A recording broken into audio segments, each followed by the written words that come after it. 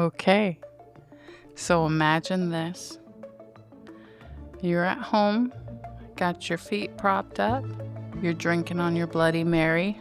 Oh my God, it's just right. You know, if you splash some jalapeno juice in it, that is the ticket. But let me tell you, what would make it better? What would make it better? I'm thinking you invite all your friends over. Hear me out. I'm a middle-aged woman, and I'm thinking drunk chores. You don't actually have to get the job done. You invite the people over. The pinnacle of the event is to make sure you get good and sloshed. Chores, that's the goal. That's the aim. Do we accomplish it? But I'm just thinking you will feel accomplished. And I think that's a worthy goal. My goodness.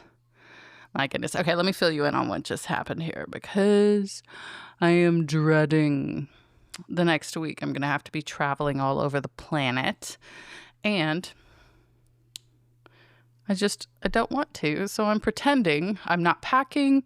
I'm not doing anything productive. I'm pretending as if tomorrow is going to be a day at the beach for some odd reason. And that feels right.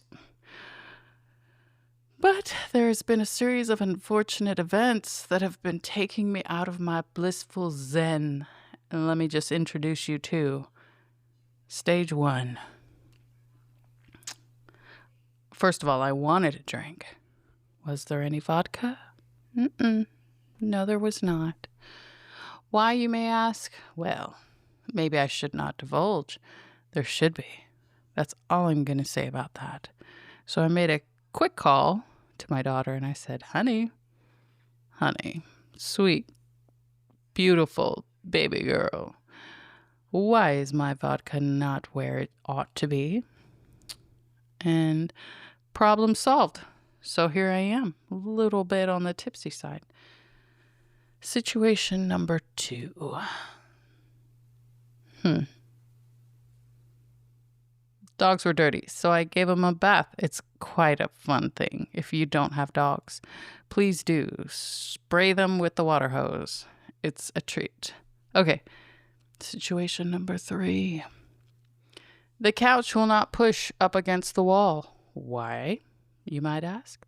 I've been wondering that for maybe the past month, but did not have the mental fortitude to investigate further. But today, I rised up like the phoenix with new energy. And I pushed the couch back, looked behind there, and lo and behold, there is a PlayStation remote control. And that's why when you go to push the sucker back, it teeters back and forth like a seesaw. And I've been asking, where is the remote? But anyway, no worries, people. I rescued that mofo. Sure did. No cracks, no fissures, no injuries, no casualties. So yeah, I do want to point out that I did purchase a PlayStation previously. And my daughter's friends. Yeah. Okay, so that's my friend reaching out. I'm going to get to that here in a minute. Yeah, my daughter's friends did not steal it. You can't see my air quotes here. They did not steal it. That was in Alabama. So yeah, they had to climb 2 flights of stairs. They didn't rob anyone else on the lower floors of the apartments. Just my apartment. I rent apartments and stay in one. I have one that I go back to. It's kind of nice, but no longer, because now I cannot trust my daughter's quote-unquote friends who help themselves. Not to the amenities, but they just take the amenities. So it's the equivalent of when I went to, I get it. I went to Cancun. I took the floor mat. I took the towels. I took whatever. This is karma, I think. All good, though. But a PlayStation? Shh, that's sacrilegious. All right. So I don't know if you hear the dings, but the good Samaritan that I am. No, I'm just playing. I wanted to feel useful. My girl is having a baby here on Tuesday. And I said, tell me what you need. I got you. She needed potato salad.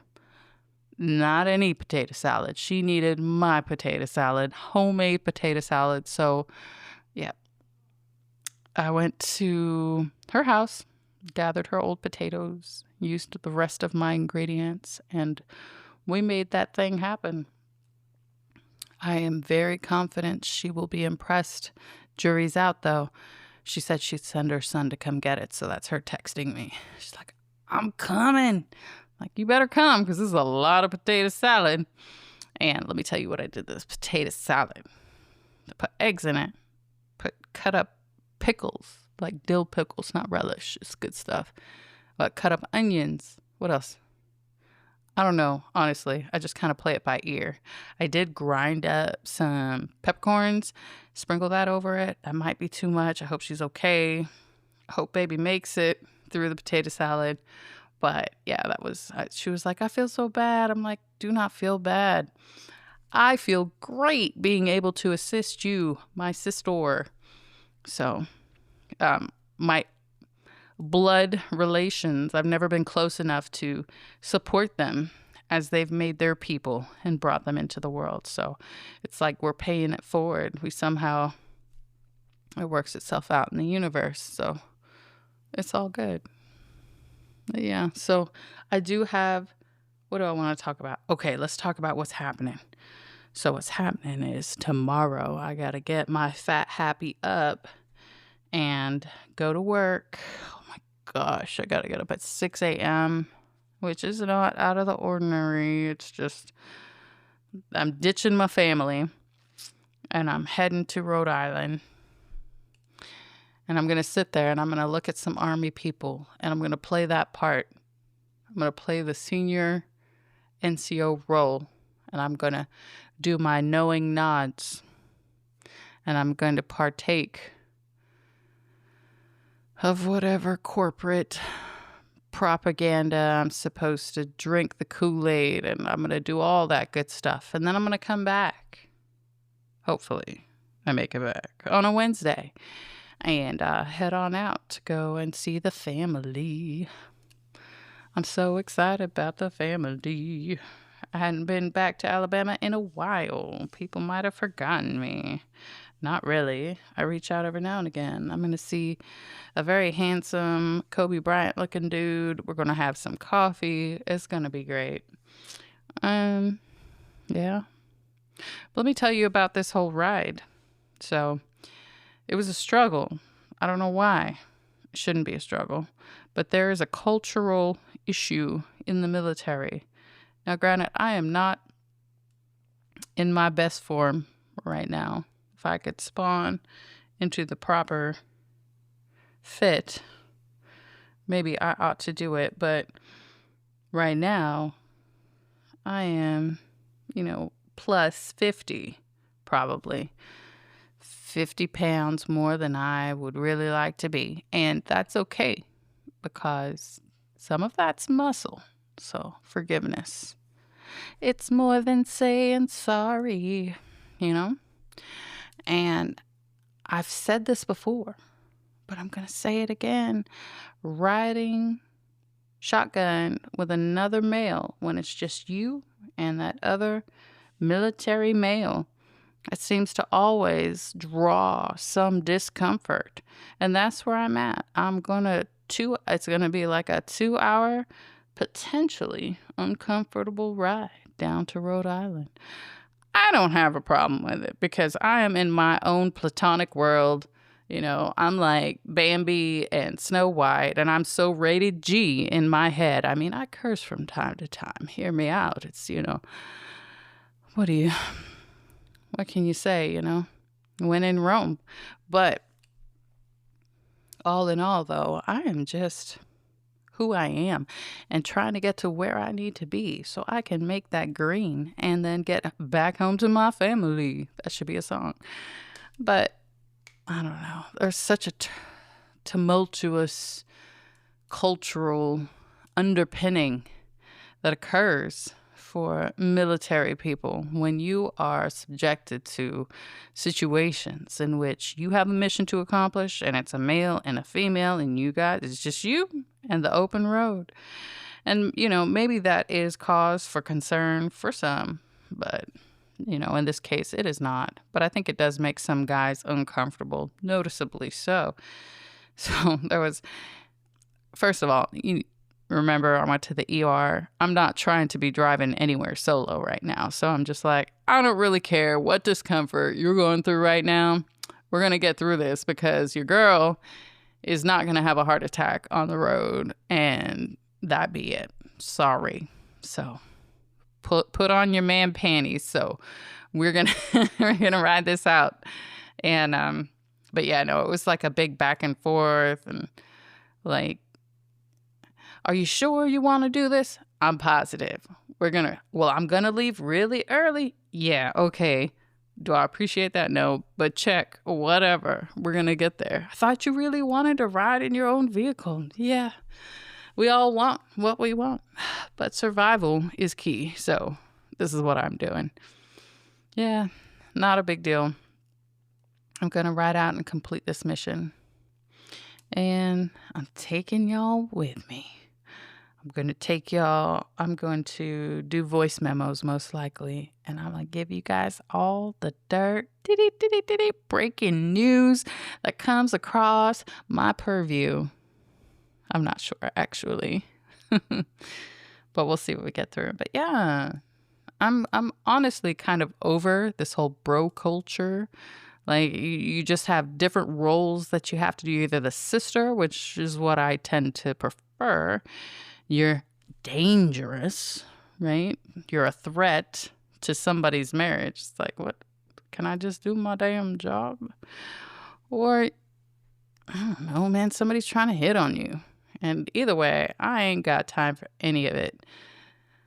I wish I could wear a brown undershirt that just communicated all of this. I ain't got time for your male bullshit. I have no homework. Whatever I just said. I have no hormones. I'm not even a female. I'm just soldier. Soldier, me, deal with it, get over it. Let's get the job done. So, I mean, even lawyers males and females pee in the same bathroom. I mean, it can't be that deep. It can't be that complicated. At some certain point, everybody's, pheromones die down. It must be around the 40s, right?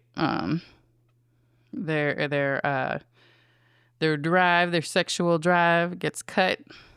I'm just saying, I don't even care anymore. Like, I get my thrills on Blueberry Hill. No, I get my thrills elsewhere. Like, I'm truly happy shooting my dog with the water hose. Like, that is legit. Like, that's an orgasm. I mean, it really isn't, but I'm just saying, good enough. So happy. I'm just cracked. I would rather laugh than probably orgasm. Just telling the truth. Yeah. So you make me laugh, or we're great. And maybe that's my secret. Maybe I shouldn't be telling my secrets. But I don't really care. I just want to have a good time. And I don't want it to be problematic. I don't want any drama. I don't want any gossip. Just good old memories. A good old time, maybe a Bloody Mary or two. You will get no trouble out of me because I'm here to do what I need to do and then get back to my family. That's all I got to say. So, yeah, there's this whole bro culture.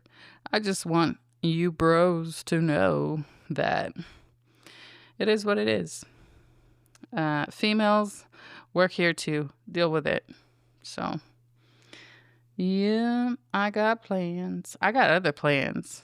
I'm trying to build an empire over here, one podcast at a time. And I think the true investment that has the best return on investment is people.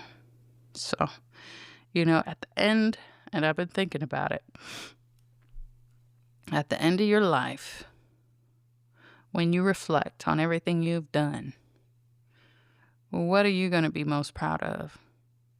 What's going to make you smile? What's going to make you feel complete and ready to go meet your maker?